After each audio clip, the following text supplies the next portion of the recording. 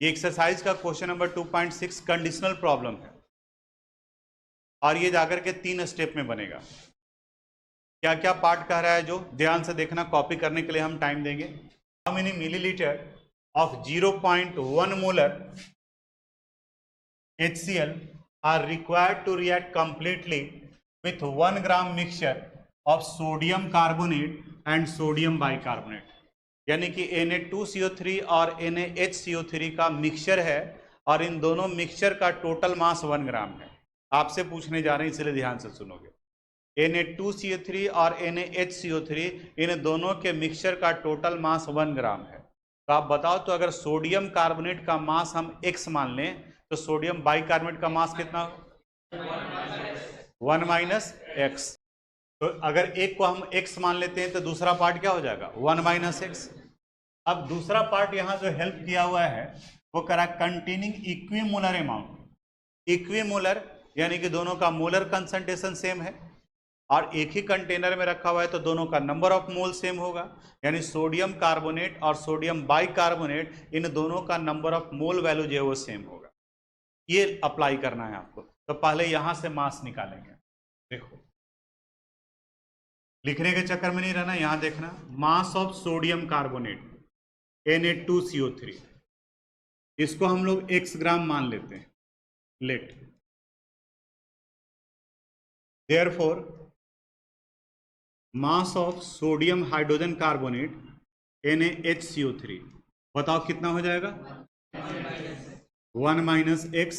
बता सकते हो क्यों 1 माइनस एक्स कर दिए? क्योंकि दोनों का सम कितने के बराबर है? 1 ग्राम के बराबर है। अकॉर्डिंग टू क्वेश्चन कह रहा है दोनों का मास सोडियम कार्बोनेट Na2CO3 और सोडियम बाइकार्बोनेट इन दोनों का नंबर ऑफ मोल बराबर है। और मोल के लिए फॉर्मूला क्या होता है? Mass by molar mass. तो एक का मास x है, दूसरे का 1 माइनस एक्स। इनका मोलर मास पहले निकाल लेते हैं, उसके बाद में फिर ये अप्लाई करेंगे। मोलर मास ऑफ Na2CO3 बता सकते हो? 106 ग्राम पर mole. Molar mass of sodium hydrogen carbonate NaHCO3, ये वैल्यू कितना आएगा? 84 ग्राम पर मोल। अब यहां पे according to question number of moles of sodium carbonate is equal to number of moles of sodium hydrogen carbonate. और मोल के लिए फॉर्मूला होता है मास बाई मोलर मास। बताओ तो सोडियम कार्बोनेट का मोल कितना हो जाएगा? x डिवाइडेड बाई 106 और सोडियम बाइकार्बोनेट का कितना हो जाएगा? 1 माइनस एक्स डिवाइडेड बाई 84। अब बताओ तो x का वैल्यू निकल जाएगा। क्रॉस मल्टीप्लिकेशन करके x का वैल्यू निकालेंगे तो यहां पर ये आ गया value 84x is equal to 106 minus 106x। इसको इधर ले आते हैं तो प्लस हो जाएगा, यानी 190x would be equal to 106.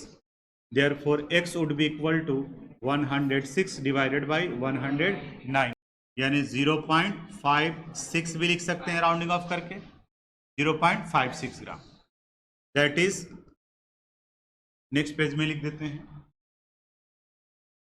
That is mass of sodium carbonate Na2CO3 जिसे हम लोग x माने थे, ये वैल्यू कितना हो गया? 0.56 gram. Mass of sodium hydrogen carbonate NaHCO3 जिसे हम लोग 1 माइनस एक्स माने थे, ये वैल्यू आ जाएगा 1 माइनस 0.56। बताओ कितना? 0.44 ग्राम। एक पार्ट तो निकल गया, यानी इक्विमोलर था तो अब हमारे पास में सोडियम कार्बोनेट का भी मास आ गया और सोडियम बाइकार्बोनेट का। अब आपको 11th का कंसेप्ट यूज करना पड़ेगा। 11th के first chapter some basic concept of chemistry में हम लोग पढ़े थे calculation related to chemical equation, यानी केमिकल इक्वेशन से रिलेटेड कैलकुलेशन करना था। तो यहाँ सोडियम कार्बोनेट और सोडियम बाइकार्बोनेट ये दोनों हाइड्रोक्लोरिक एसिड से रिएक्ट कर रहा है। तो दोनों जब हाइड्रोक्लोरिक एसिड से रिएक्ट करेगा तो रिएक्शन कैसे होगा, Na2CO3 ये जब हाइड्रोक्लोरिक एसिड से रिएक्ट करता है then it result the formation of sodium chloride plus carbon dioxide और प्लस वाटर। बैलेंस करने के लिए यहाँ चूंकि सोडियम 2 है तो यहाँ 2 डालना पड़ेगा, अब यहाँ क्लोरीन 2 हो गया तो यहाँ 2 डालना पड़ेगा। अब देखो तो इक्वेशन बैलेंस है। उसी तरह से सोडियम हाइड्रोजन कार्बोनेट भी रिएक्ट करेगा, NaHCO3 ये भी HCl से रिएक्ट कर फॉर्मेशन करेगा NaCl प्लस CO2 और प्लस H2O का। अब ये 11th वाला पार्ट याद है तो ठीक है, नहीं है तो थोड़ा सा तो कंप्रोमाइज करना पड़ेगा, कोशिश करते हैं यहाँ पर बताने का, पूरा कैलकुलेशन उसी से रिलेटेड है। यहाँ पे सोडियम कार्बोनेट का देखो तो कितना मास दिया हुआ है 0.56, ये 0.56 ग्राम है और इनका हमको मोल निकालना है, इसका मोल निकालोगे।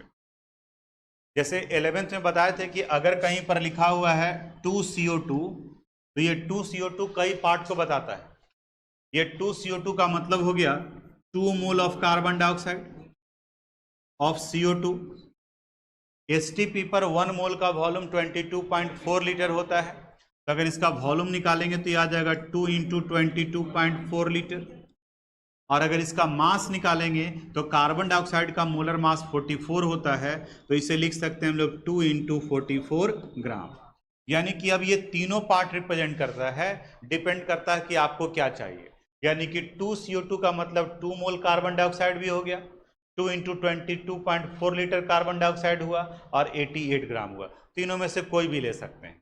तो हमें यहाँ पे वॉल्यूम निकालना है, तो कैलकुलेशन को आसान करने के लिए इसका हम लोग क्या कंसिडर करेंगे, मोल, और इसका मास दिया हुआ तो यहाँ पर हम लोग को कंसिडर करना पड़ेगा मास। अब इसका मास सोडियम कार्बोनेट का अभी निकालें हम लोग, कितना आता था 106 ग्राम। यह बताओ हाइड्रोक्लोरिक एसिड का कितना मोल दिया हुआ है 2 मोल। अब यूनिटरी मेथड से निकाल लेते हैं कि 106 ग्राम सोडियम कार्बोनेट को कंप्लीटली रिएक्ट करने के लिए 2 मोल HCl चाहिए, तो 0.56 के लिए कितना चाहिए होगा, यहाँ लिखेंगे since 106 gram sodium carbonate Na2CO3 require 2 mole of HCl, 2 mole of HCl, therefore 1 ग्राम के लिए कितना चाहिए होगा 2 डिवाइडेड बाई 106 कितना ग्राम है 0.56 ग्राम, ये आ जाएगा 2 इंटू 0.56 डिवाइडेड बाई 106, 0.01056, ये क्या आ गया इसका मोल। उसी तरीके से यहां पर भी निकालेंगे। अब थोड़ा सा आइडिया लगा होगा तो फिर आप बताओ, इसका मास था 0.56 तो यहाँ 0.56 लिखें। यहाँ बताओ सोडियम हाइड्रोजन कार्बोनेट के ऊपर में क्या लिखें 0.44, और इसका क्या निकालना है मोल। इसका मोलिकुलर मास निकाले कितना आया था 84 ग्राम, और इसका कितना मोल दिया हुआ है 1 मोल। अब यहां से निकालेंगे since 84 gram sodium bicarbonate NaHCO3 ये कितना मोल HCl देता है, रिएक्ट करता है 1 मोल HCl से, तो 1 ग्राम कितने से रिएक्ट करेगा 1 डिवाइडेड बाई 84, कितना ग्राम दिया हुआ है 0.44, यहाँ 1 डिवाइडेड बाई 84 इंटू 0.44, 0.00523 क्या गया मोल। यानी इतना मोल रिएक्ट करेगा सोडियम कार्बोनेट से और इतना मोल रिएक्ट करेगा किसके साथ सोडियम हाइड्रोजन कार्बोनेट से। तो total mole of HCl, total mole of HCl दोनों को जोड़ देंगे, यहां वैल्यू कितना है 0.01056 प्लस 0.00523, 0.01579, तो 579 को हम 58 कर देते हैं या छोड़ देते हैं 579 मोल, यानी इतना मोल चाहिए हाइड्रोक्लोरिक एसिड। अब फिर से क्वेश्चन पर आओ, क्वेश्चन करा है how many millilitre of 0.1 molar HCl is required. तो अभी हम लोग मोल ऑफ HCl निकालें और यहां पर मोलरिटी ऑफ HCl दिया हुआ है और निकालना क्या है, वॉल्यूम ऑफ HCl। तो अब इसके बाद वाले स्टेप में आगे बढ़ेंगे। Now molarity equal to formula बताओ क्या होता है, number of mole of solute by volume of solution. अगर ये मिलीलीटर में है तो मल्टीप्लाई कर देंगे किससे, 1000 से। Therefore volume it would be equal to हो जाएगा mole divided by molarity into 1000। देखो तो इस क्वेश्चन में टोटल मोल कितना आया, 0.01579 0.01579 इंटू 1000 डिवाइडेड बाई 0.1, यानी ये 157.9 मिलीलीटर आ जाएगा, या इसी को हम लोग लिख सकते हैं 158 मिलीलीटर। ये क्वेश्चन है। चलो फिर से सुनो, सब लोग ध्यान से सुनो। ये क्वेश्चन इंपॉर्टेंट है और करीब करीब हर बैच में जो यही क्वेश्चन पूछा है, और पूछने के पीछे का रीज़न ये था कि 3 स्टेप में जाकर के बन रहा है। मेरी तरफ ध्यान से सुनोगे और आप अप्लाई करोगे, बिल्कुल आपसे बनेगा। पहला क्लू ये दिया हुआ था कि सोडियम कार्बोनेट और सोडियम बाइकार्बोनेट दोनों इक्विमोलर हैं और दोनों के मिक्सचर का मास 1 ग्राम है। तो एक के मास को हम x मान लिए तो दूसरा का मास कितना हो गया, 1 - x। इक्विमोलर है यानी कि दोनों का नंबर ऑफ मोल सेम है। तो एक हो गया x डिवाइडेड बाई 106 और दूसरा हो गया 1 - x डिवाइडेड बाई 84। अब इन दोनों से किसका वैल्यू निकाल लिए, x का। तो हमारा मास निकल गया सोडियम कार्बोनेट का 0.56 और 56 आया था ना, हाँ 0.56, और सोडियम हाइड्रोजन कार्बोनेट का मास आ गया 0.44। बोलो ये दिमाग में बैठा। 1 ग्राम मिक्सचर था, एक को x मान लिए, दूसरे को 1 - x मान लिए। दोनों का मोलर मास पता है, क्योंकि क्वेश्चन में दिया है कि इक्विमोलर हैं तो दोनों का अमाउंट निकाल लिए। अब इसके बाद में अब हमें निकालना था कि ये सोडियम कार्बोनेट और सोडियम बाइकार्बोनेट जो एक 0.56 और दूसरा 0.44 है, इसके साथ कितना मोल हाइड्रोक्लोरिक एसिड चाहिए रिएक्ट करने के लिए, क्योंकि हाइड्रोक्लोरिक एसिड का ही वॉल्यूम निकालना है तो हम मोल निकाल रहे हैं। तो पहले वाले में लिखा कि 106 ग्राम रिएक्ट करने के लिए कितना मोल चाहिए, 2 मोल। तो 0.56 ग्राम से रिएक्ट करने के लिए कितना चाहिए, तो ये वैल्यू आ गया 0.01056। कैलकुलेट तो किए हैं यहाँ कैलकुलेटर से हम लोग, कैलकुलेशन लग रहा है, लेकिन आप एक बार ध्यान से घर में भी बनाओगे तो अब ये आंसर आ जाएगा, क्योंकि आपके दिमाग में आया कि हमको फाइनली 158 मिलीलीटर लेकर के आना है। ठीक है, तो 158 यानी कि डेसिमल के आपको 4 डिजिट तक जाना पड़ेगा, तब जाकर के ये 158 के अप्रॉक्स में।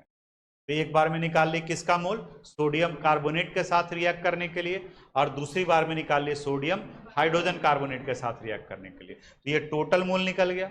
अब क्वेश्चन में देखते हैं कि यहाँ पर मोल निकल गया, हमें मोलरिटी दिया हुआ है, तो मोल पता है, मोलरिटी पता है, तो वॉल्यूम निकल जाएगा, तो यहाँ से निकलेगा। ये क्वेश्चन 3 स्टेप में निकला, और स्टूडेंट को दिक्कत इसलिए होता है क्योंकि some basic concept of chemistry वाला पार्ट जो 11th का था, calculation related to chemical equation, वो दिमाग से निकल चुका है।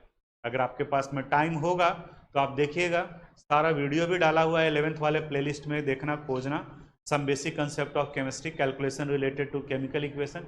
अगर टाइम है तब, नहीं तो सिर्फ इसी क्वेश्चन में जरूरत पड़ता है। ठीक है, 12th में भी इतना ज़्यादा पढ़ना है तो बहुत ज़्यादा जरूरत नहीं है। अब आप इसको कॉपी कर लीजिए।